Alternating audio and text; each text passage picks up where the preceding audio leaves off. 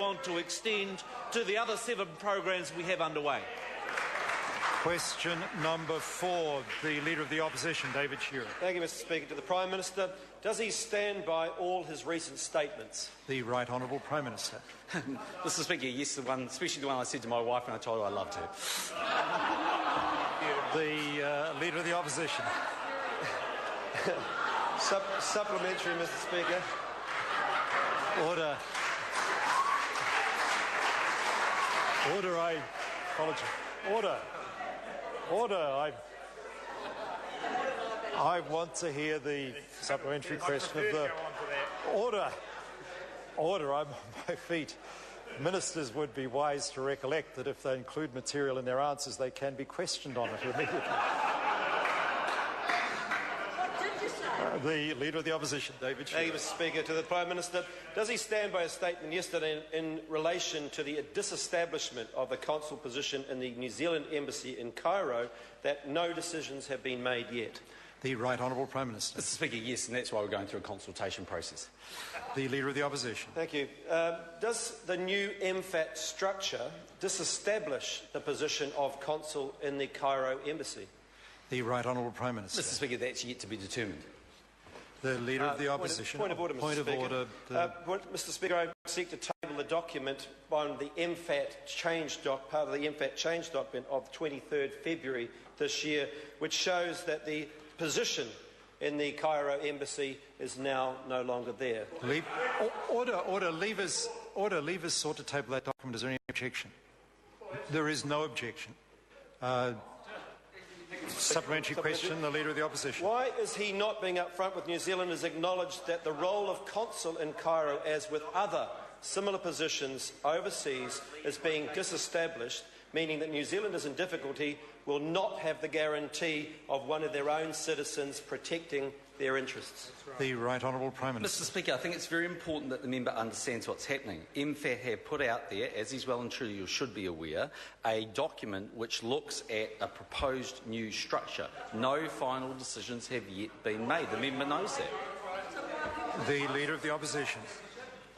Thank you, Mr Speaker.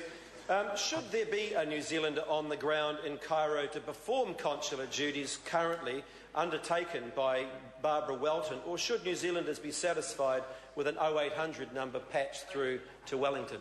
The Right Honourable Prime Minister. Mr Speaker, there'll certainly be people on the ground in Cairo.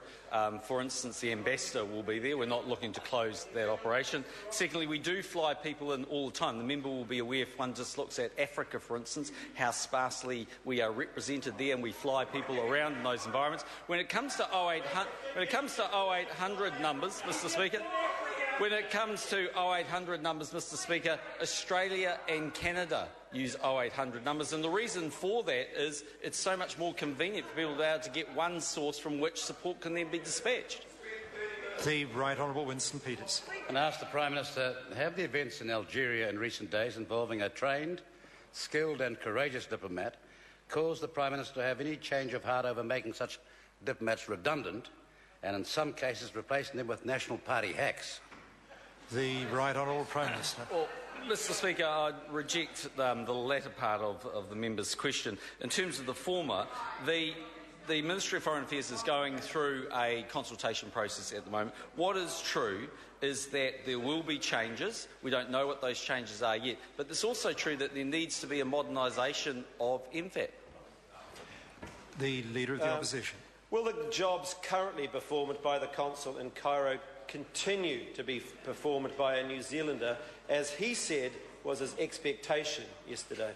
The Right Honourable Prime Minister. Mr Speaker, it's my expectation the ambassador would be a New Zealander. Point of order, Mr Speaker. Point of order, the Leader of the Opposition. Order, this is a point of order. That was a very straight question, Mr Speaker. I actually specifically asked, will the current jobs be performed by the consul in Cairo, not by the ambassador? If the Right Honourable... Order. Order.